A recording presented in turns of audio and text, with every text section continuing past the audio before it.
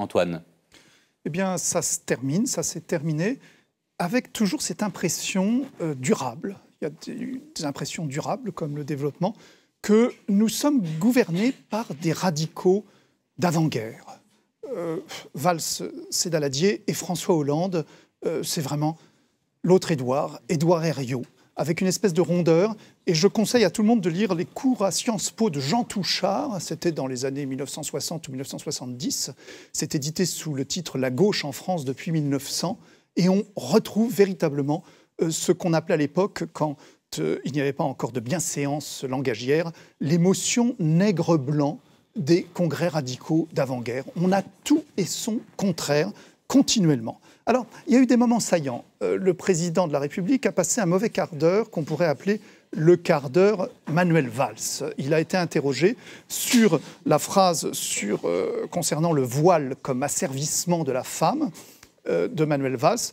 Et il s'en est sorti, le président, en disant « ça dépend comment il est porté dans l'espace public ». Et là, on avait presque un contrôleur des poids et mesures prêt à mesurer le voile, le degré d'agressivité, le côté ostentatoire.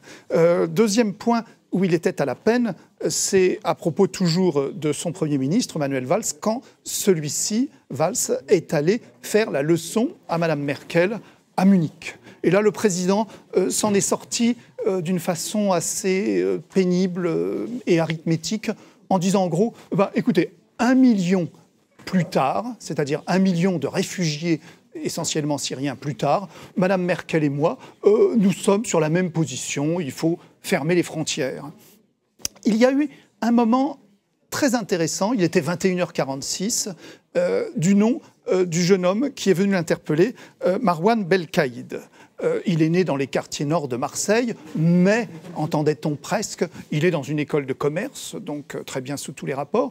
Et ce jeune homme qui disait ne représenter que lui, disait qu'on le trouvait assez souvent à la Nuit debout, place de la République. Et là, il a tenu un discours extraordinaire parce qu'il a pris rhétoriquement le président de la République sur son terrain. Il lui a vraiment envoyé dans les dents une anaphore croisée. Vous savez, l'anaphore, cette répétition, moi, président, dont avait usé et abusé le président lors de la campagne électorale, eh bien, il se trouve que Marwan Belkaïd l'a croisé parce qu'il a dit « vous, président de la République, et vous, candidat », et il a eu un discours extrêmement structuré qui a laissé le président de la République un peu baba, si vous me permettez l'expression. Le président a été poussé dans ses derniers tranchements, mais on a l'impression qu'il y a toujours de la marge. Tout à l'heure, on parlait de la vieille télé couchée.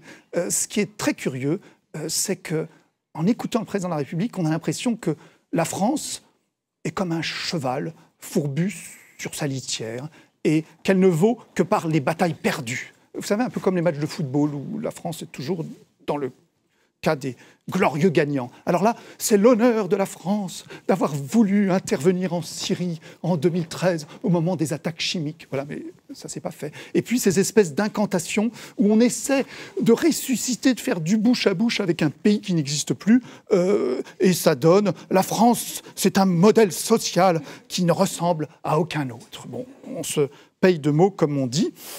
Il y a eu des moments de mauvaise foi non révélés par les journalistes. J'en cite deux. Monsieur le Président, 8 Français sur 10 pensent que c'est un échec, que vous êtes en dessous de la mer pour les sondages, etc. Et il répond « J'ai passé des épreuves terribles, évidemment, les attentats. Or, il suffisait de lui dire « Mais les attentats ont été le seul moment où votre cote de popularité, puisque nous parlons de ça, a grimpé. » Mais alors, évidemment, on s'est dit « Tact et dignité, on ne doit pas le chicaner et chercher des poux dans la crinière d'un lion à ce propos. » Un autre moment assez incroyable, c'est quand il a dit « Madame Merkel et moi », comme s'il s'accrochait à ses basques, « nous sommes allés négocier avec Erdogan alors qu'on sait qu'il a été laissé de côté. » Et personne ne le lui a dit. C'est comme s'il y avait toujours le moteur franco-allemand dont il était un élément quasiment déclencheur. Faux, archi-faux, évidemment. Et là, c'est assez curieux parce que cette mauvaise foi rejoint une sorte de loi ne jamais se renier. Alors la loi ne sera pas retirée, ça c'est le seul moment où il l'a dit, hein. La loi ne sera pas retirée, petits aménagements, mais non, on ne la retire pas. J'ai jamais eu tort, oh, j'aurais pu aller un peu plus vite, ou j'aurais pu davantage alerter les Français. Vous voyez, il faut toujours infantiliser les gens qui ne sont pas contents. J'aurais dû les alerter, mais ne pas reconnaître ses erreurs. Et je trouve que là, il y a une sorte d'invariant politique. Ça me fait penser à une parole de Ségur, dont Chateaubriand fait son miel dans les Mémoires d'Outre-Tombe. Devant Napoléon, devant Moscou en flammes, Napoléon a eu cette phrase extraordinaire que Hollande reprend, comme tous les hommes politiques. En politique, il ne faut jamais reculer, ne jamais revenir sur ses pas. Se bien garder de revenir sur une erreur, cela déconsidère. Lorsqu'on s'est trompé, il faut persévérer. Cela donne raison. Donc, on ne retire pas la loi, tout va très bien. Alors, simplement, une information, oui, il y a eu une information, une question, il a répondu subrepticement, la question Pujadas, quand prendrez-vous votre décision? On sait de quoi il s'agit. Réponse, à la fin de l'année. À la fin de l'année.